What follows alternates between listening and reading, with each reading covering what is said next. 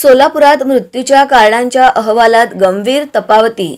सोलापूर शहरातील नागरी आरोग्य केंद्राच्या आशा सेविका व वैद्यकीय अधिकारी घरी मृत्यू झालेल्या प्रकरणांची पडताळणी मौखिक शवविच्छेदनाद्वारे किंवा मृत्यूची तोंडी छाननीतून करतात, पण गृहभेटी वेळीचे मौखिक शवविच्छेदन व खाजगी डॉक्टरांनी दिलेल्या अहवालात तफावती आढळल्या आहेत। घरी मृत्यू झालेल्या प्रकरणांची पडताळणी मौखिक शवविच्छेदन किंवा मृत्यूंची तोंडी छाननी अशा दोन प्रकारातून होते।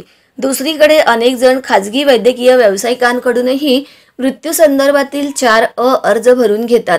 दोन्हीकडील मृत्यूंची कारणे वेगळीच असल्याची अनेक प्रकरणांमध्ये आढळले आणि त्यामुळे मृत्यू प्रमाणपत्र देण्यास अडचणी येत होत्या। दुसरीकडे कोणत्या आजारांमुळे किती लोकांचा दरवर्षी मृत्यू होतो आणि त्यावर नेमक्या काय उपाययोजना अपेक्षित आहेत, त्यासाठी निधी किती द्यायचा हे नियोजन नेटकेपणाने करण्यास अडचणी निर्माण होत आहेत। त्यामुळे घरी मयत झालेल्या व्यक्तींच्या मृत्यूंची नेमकी कारणे समोर आलेली नाहीत। या पार्श्वभूमीवर आता नागरी आरोग्य केंद्राच्या वैद्यकीय अधिकाऱ्यांनी सही शक्यानिशी मौखिक शवविच्छेदनाचा अर्ज भरून देणे बंधनकारक असून खाजगी वैद्यकीय व्यावसायिकांचा अर्ज यापुढे न स्वीकारण्याचा निर्णय महापालिकेने घेतला आहे। तसा आदेश महापालिकेचे उपायुक्त आशिष लोकरे यांनी काढले आहे।